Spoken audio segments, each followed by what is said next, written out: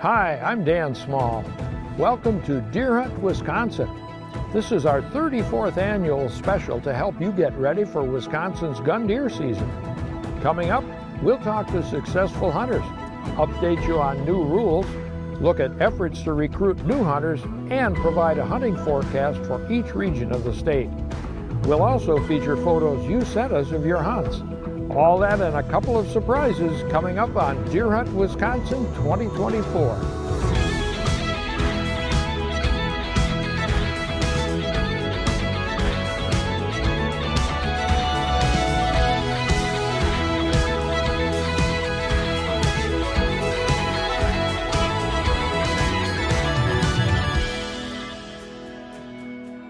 It's no secret that hunter numbers are declining. Wisconsin sold nearly 700,000 gun deer licenses just 25 years ago, and today that number's closer to 500,000 and it's shrinking every year. Many groups are working hard to recruit new hunters.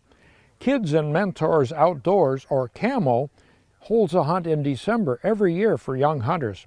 Dedicated to the late Joe Stecker-Koshansky, the CAMO hunt is held at the McKenzie Center near Poynette. CAMO stands for Kids and Mentors Outdoors. In the late 80s and all the 90s, I noticed there weren't a whole lot of kids in fishing boats and out hunting and trapping like there were when I was a kid in the 60s and 70s. And so I came up with an idea in 2006, and my idea was to start a multi-chapter organization that gets kids into the outdoors on both one-on-ones and group events, where we take kids on outdoor experiences. My relationship with the group started by accident back in 2011 when I was going through the Meadow Valley State Wildlife Area, and I noticed a group had erected a temporary shelter to hunt out of. I ended up getting a hold of members of the group and invited myself to some of their meetings and expressing my interest in forming a chapter in the La Crosse area, and it actually worked out. We had no idea what we were going to do. It was, didn't know anything about bylaws, insurance, anything whatsoever like that, but we had a lot of energy. And we figured this all out. And then in the fall of 2008, we were a year and a half old, we held our first Joe. That's this hunt that we're doing right now. It's a great event. Joe Stecker-Koshansky is a great, great man. He was really one of my mentors for creating this. He did not want to be an officer in CAMO, but he taught me a lot about just being level-headed, not giving up. Very, very wise man. 4 years it was rocking and rolling, and then Joe had a heart attack and passed away. And that's when we named it after Joe. It's the same weekend in December every year, and we can actually take up to 25 kids who need to be supported by 25 mentors. And since we serve food, we stay 2 nights, rely on landowners outside the property of McKenzie, it's a big deal. These private landowners are happy to welcome CAMO hunters on their land to help control the local crop-eating deer population and maybe even a bonus species. Last year I did not get anything. This year I actually got something, but it wasn't a deer, it was a turkey. I got a turkey tag, and then the owner has so many that they let us shoot one, or a couple. We operate this hunt as a Learn to Hunt, which is a program that the DNR runs and gives novices an opportunity to see what hunting is all about without having to have a hunting license, without having to hunt actually during a regular season when it would be real crowded. Then at the end of the experience, they should be able to answer the question, is hunting for me or not? We do the one-on-ones and we do group events, large like this, but a lot of them is just 2 adults and 4 kids. It's really varied. Some of these kids are active outdoorsmen, and it's a club for them. Their parents are active with them, or an uncle or a neighbor, but a lot of our kids here are single parent. They're just generally just too busy, earning a living and raising kids and doing what they got to do. And so they reach out to CAMO, or we reach out to them. The word gets out how rewarding it is for both the adults and kids involved. Here we are today with 23 hunting pairs, and I believe the last number of deer I heard was 21.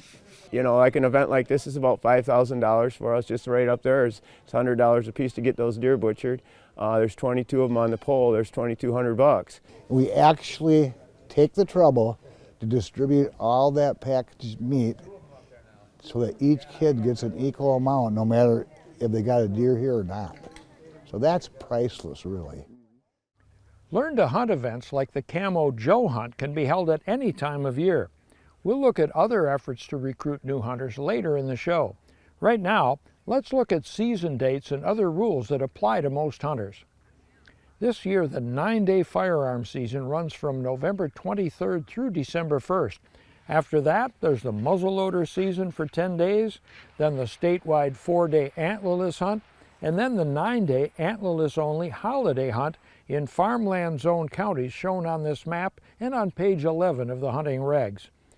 The DNR hunting webpage also has links to the regulations, shooting hours, public lands, game registration page, CWD sampling locations, Go Wild, and more. Here's what's new for this year. The list of counties closed to deer baiting and feeding changes depending on where new cases of chronic wasting disease are found. Check the DNR website for updates. 41 counties will offer the antlerless-only holiday hunt, and the archery and crossbow seasons have been extended to January 31st in 35 counties. Ashland and Iron counties are the only units where hunters may shoot only bucks this year. Junior antlerless tags are still valid in those two counties, though. Many units are offering more antlerless tags this year, and air guns are now legal for hunting all game in Wisconsin. Throughout the show, we'll feature some photos that you sent us from your hunts. Here's the first of them.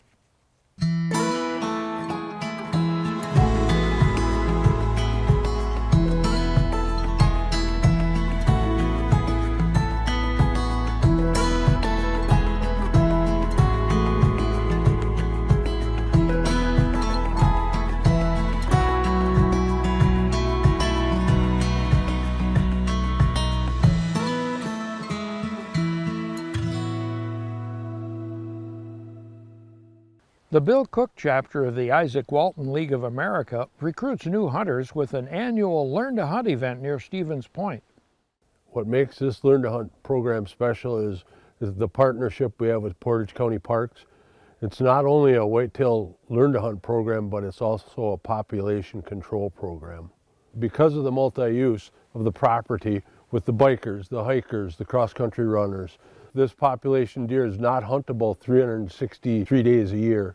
This is one of the biggest, safest areas that we could hunt in the county and still have it as public access. The Standing Rocks Park is located here in Stevens Point, Wisconsin. If you look through the grounds, you don't see a lot of underbrush. You don't see a lot of small trees. Most of it's mature trees. We've had an overpopulation of deer. Our program is open for anybody who has not had a deer license before. We've got people that are in their 40s. I always wanted to go hunting, but on the West Coast between workouts, deployments, never had a chance. And then once I got out, we moved back to Wisconsin. And then he took an interest in shooting, took him through hunter safety. We heard a gunshot go off this morning, and then I'm asking Pete, who's my mentor for the hunt, I said, did you hear anything yet? Did you hear anything? And I see I have a text from my son that says, I killed my first deer. And at that moment, my first initial thought was, that's awesome, I'm so proud of him. And my second thought was, well, he outdid me, he got his first deer before me, so. But yeah, it was an awesome feeling. Well, I see the does first, and I know they're like running from something.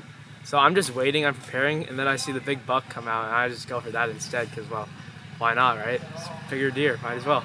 We went out there at 7:10. By 7:30, I shot and killed my first deer, and it was pretty exciting. I mean, we're doing good for the park, reducing some of the herd population, and yet we get to enjoy their enthusiasm when they harvest their first deer.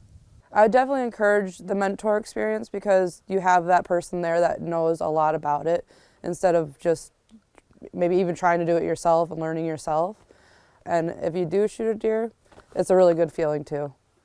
I feel it's very important to get future generations involved. The hunting, the fishing, the hiking, the birding, you name it, it's all there. And we have to teach that. An organized event like that is one way to introduce someone to hunting, but a licensed hunter over the age of 18 can actually mentor a new hunter of any age. For details, visit the DNR website, keywords mentored hunting. Here are some stories from several youngsters who started hunting with the help of a parent. Once I saw this buck coming in, I was pretty excited because I knew it was a buck, and I knew it was bigger than the first one I shot. It's always exciting to see your kid shoot something and enjoy the outdoors and hunting a beautiful animal like the whitetail. Yeah, it was just a pretty exciting moment for me. So it's been like a pattern.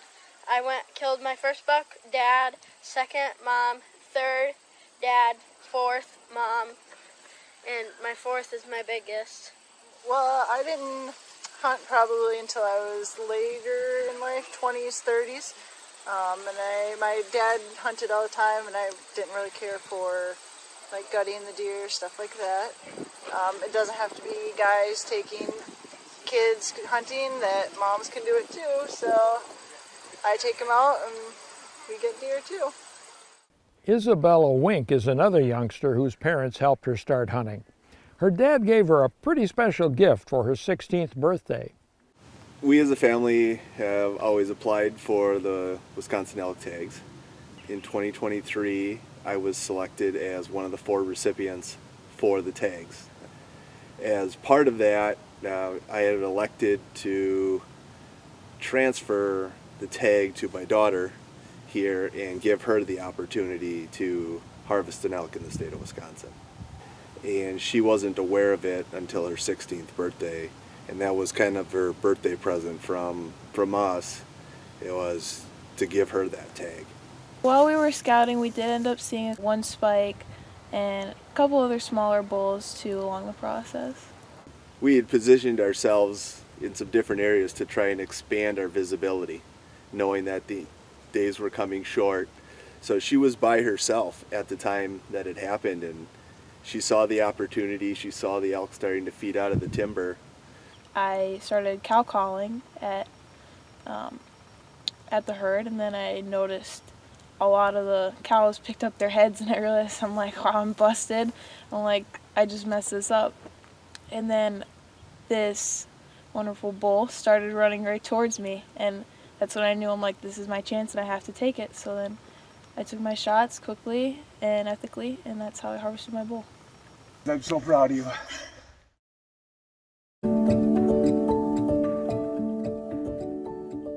Last winter was one of the mildest on record in the Northern District, with no snow cover to speak of until late in the season. Good winter survival and strong fawn recruitment should put more deer in the woods this fall. The North offers a wide diversity of habitat types on both public and private land, from mixed hardwoods, aspen and conifers, to grasslands, wetlands and shrublands, and all of that provides food and cover for deer. This year's acorn crop was a bust in most areas, so deer will be seeking food elsewhere. Look for them in edge habitats, thick brush lines between food and bedding areas, and small forest openings. The Northeast District offers a diverse mix of deer habitat types that range from hardwood forest in Marinette and Oconto counties to the flatter agricultural and wetland areas of Winnebago, Fond du Lac, and Calumet counties. In the central counties, deer numbers are still above healthy levels in many areas. Plenty of antlerless permits are available, and these counties will have the holiday hunt and the extended archery season. In the southern and Lake Michigan portions of the district, deer habitat is more fragmented, and there's a lot more hunting pressure, especially on opening weekend. Lindsay Minch of Campbellsport is a young woman who didn't allow a physical disability to keep her from becoming not only a hunter, but also a hunter education instructor. I am big into the outdoors. I love hunting, fishing, being with my family. When Lindsay came on as a student, she initially was a little laid back and a little bit reluctant, but progressively as things went on, she adapted very, very well. I was born with a neuromuscular genetic disease called spinal muscular atrophy. It essentially is a muscle weakness disease that affects every part of the body. Therefore, I use a powered wheelchair to get around and do the day-to-day activities in addition to any of the many hobbies that I do have. We take a lot of pride in teaching all individuals who have any kind of needs. We have a lot of those that we teach from all over the area. But Lindsay came on pretty special. It was about her interaction with the other students and with the instructors. When I passed the hunter safety class, starting at 12 years old, I knew I definitely want to be involved in the outdoors and specifically deer hunting. It's always a rush to see that deer in front of you. And of course, I love shooting my rifles. That's a big thing. My first buck that I harvested was up in Taylor, Wisconsin through a disabled hunt. And that year, I saw so many trophy buck. It was incredible. To this day, I can still see it in my brain, and it was amazing. On the very last night of the hunt, out of the 3-day hunt that I was on, we saw a 7-pointer come out about 100 yards, I believe, in front of us. I was able to get a shot on him, double lung actually, I believe it was. Great opportunity all around and really kind of starting the career in hunting for me. An elk hunt was actually one of my dream hunts, if you want to call it that, the bucket list checkoff. It was a donated hunt by the Outdoor Adventure Foundation. We were able to take my entire family up there for the trip, up in Rame, North Dakota, which is almost in Montana, and go on this elk hunt. The elk hunt itself was quicker than most of my other harvests, meaning that I got it on day one, lucky. It wasn't easy whatsoever. There was definitely a lot of rough terrain that we had to navigate through essentially to get to where we needed to be, but when we did, came out about 294 yards away and was able to harvest that beauty of an elk, and definitely a trip of a lifetime that I'll never forget. My rifle is my favorite. It is a 270. It's my favorite thing out there, and I love the rifle. It shoots very nicely, and on average, it can do 220 yards plus. I do use a gun mount. I use a modified joystick that moves the gun up, down, left, and right, and then 2 buttons, one for the safety and one for the trigger. I also have a scope that was modified actually by my father to bring it back to me so I can see it from sitting back in the wheelchair versus leaning forward on the gun. After being a hunter for a number of years, I wanted to get the opportunity to instruct others, to really show them how to be safe in the woods, how to know about and why wildlife management is important. And I was taught by a great group of individuals. So giving back and being able to teach others what I love and what I'm passionate about, that's really why I decided to become a hunter safety instructor. I really find hands-on learning to be a vital role in the hunter education. And essentially what I've seen, even with myself, is that there's nothing better than to have someone show you how to do something. And that's really why I decided to, give a testimony in front of the individuals at the state capitol, because it is that important to me. To this day, I fully believe that if an adolescent doesn't experience hands-on training in the classroom and in the field, they will miss out on the visual learning and real-world experiences. On top of that, they will never understand the ethical responsibilities they hold as hunters. I feel that without that hands-on instruction, there's an opportunity to, not only have me and you at risk in the woods, but the child won't really understand the full importance of, what exactly hunting is and how to be safe while doing it. And overall, again, going back to, the wildlife part of it, the wildlife management side of it too.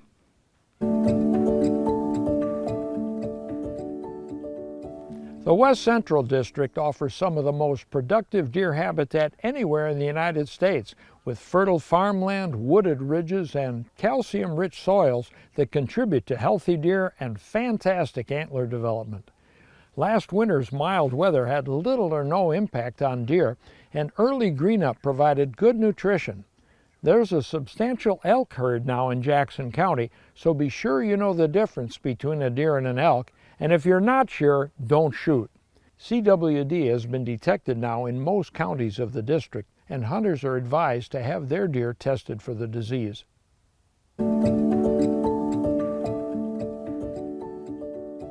Deer habitat in the Southern District ranges from the wooded ridges and coulees of the Southwest to the flat, productive farmlands of the South Central counties and the urbanized corridor along Lake Michigan.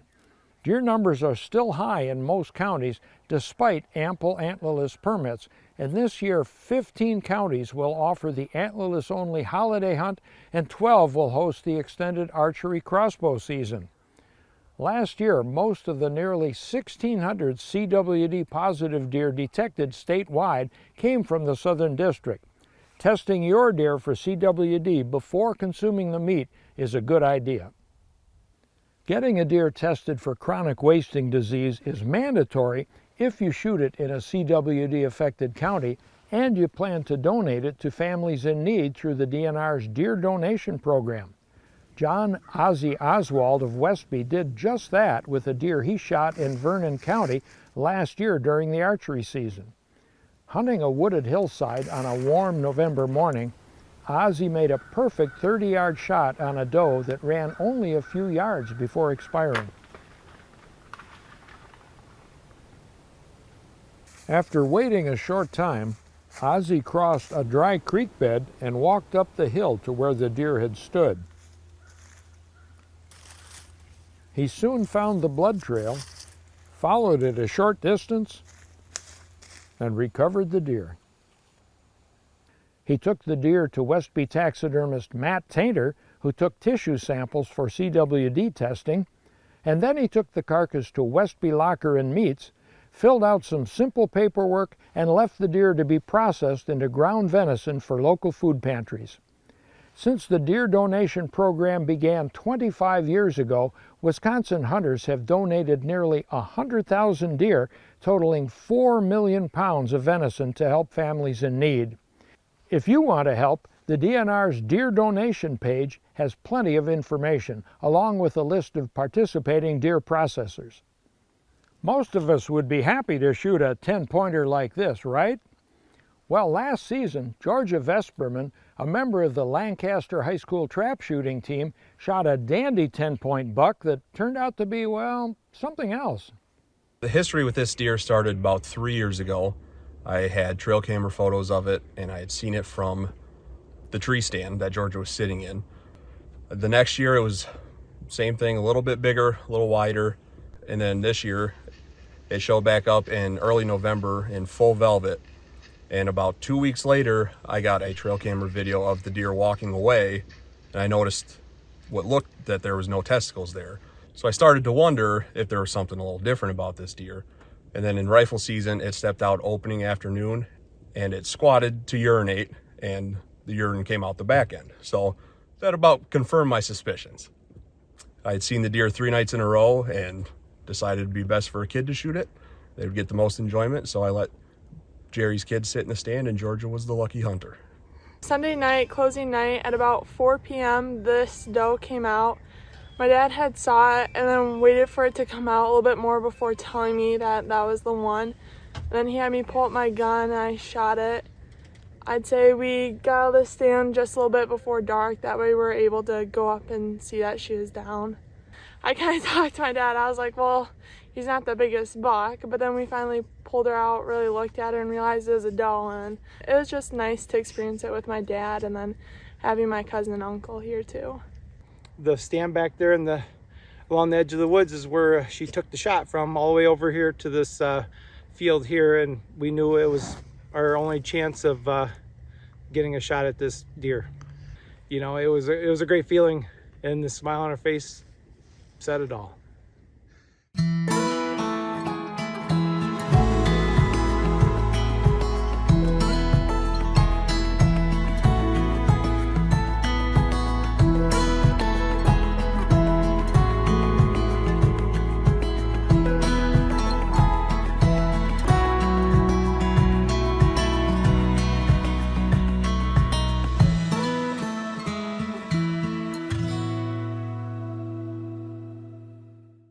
Regardless of what you're shooting this year, before you head into the woods, be sure to sight in.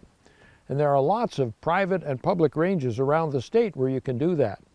Well, we hope you've enjoyed this episode of Deer Hunt Wisconsin. You'll find links for more information on the Deer Hunt Wisconsin Facebook page and the DNR website. And all the segments from this year's show are posted on our Deer Hunt Wisconsin TV YouTube channel.